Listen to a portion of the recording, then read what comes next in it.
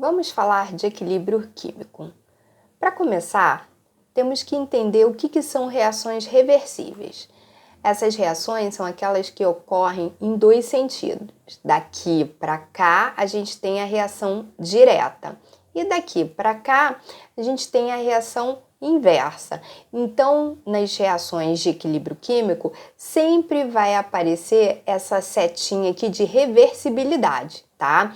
Indicando que a reação acontece nos dois sentidos. Então, eu tenho aqui, olha, para começar a falar de equilíbrio químico, uma reação entre A mais B formando C mais D. Então, nesse caso aqui, eu tenho a velocidade 1, que é a velocidade da reação direta. E nesse caso aqui, velocidade 2, velocidade da reação inversa. Graficamente falando, nós temos que a velocidade 2, né, ela está aumentando e a velocidade 1, ela está diminuindo. Vai chegar um determinado momento em que elas vão se equilibrar. Nesse momento aqui é o ponto do equilíbrio, é o momento em que as duas velocidades se unem e elas passam a ser iguais. Velocidade 1 igual a velocidade 2 e esse é o ponto onde está acontecendo o equilíbrio químico. Bom, vamos falar da constante de equilíbrio ou a constante em função das expressões parciais. Para a gente montar, né, a expressão dessa constante, eu uso Kc, que é a constante de equilíbrio, tá?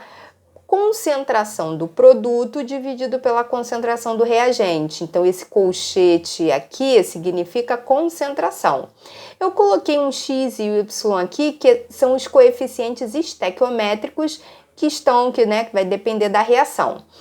Kp é a constante da pressão parcial.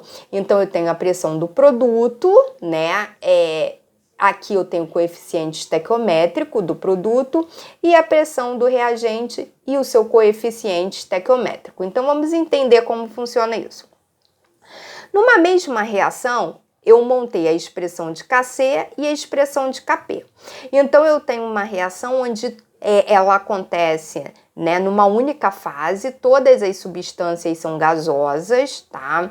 E eu vou pegar o produto, o que vem depois da seta dupla, dividido pelo reagente, tá? Sempre assim, para a gente montar tanto Kc quanto Kp, a gente vai pegar sempre o segundo membro dividido pelo primeiro.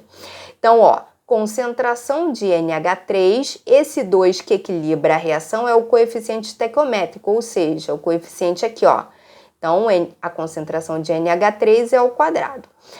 Concentração de H2, aqui tem o 3, então ele vai virar o coeficiente aqui, vai ser ao cubo, então concentração de H2 ao cubo e vezes a concentração de N2.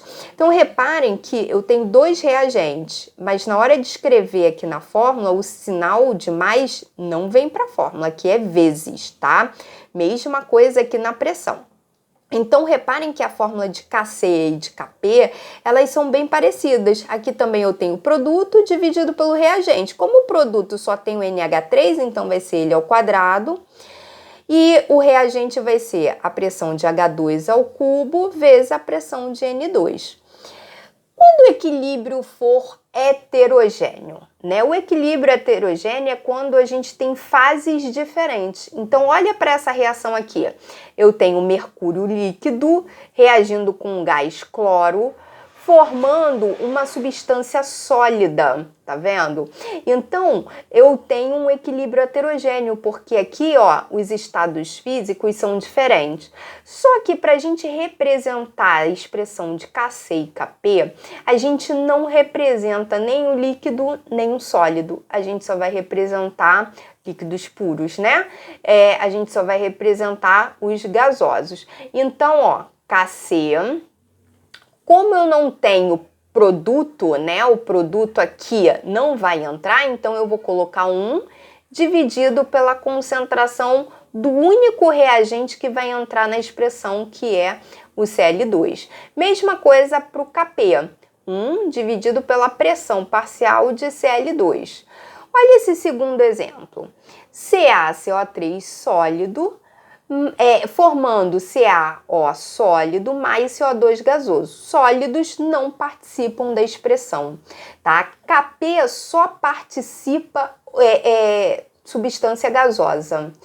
Então, aqui, olha, eu vou ter Kc, que é a concentração de CO2, e Kp, que é a pressão de CO2, tá? Então, nesse caso aqui, eu só tenho essa substância no produto, eu não tenho reagente, que o reagente, ele é sólido.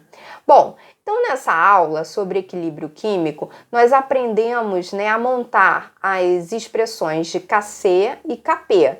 Vimos, né, o que é um equilíbrio quando ele é atingido, né, lá no gráfico. Vimos que setinha dupla, né, é uma setinha de reversibilidade.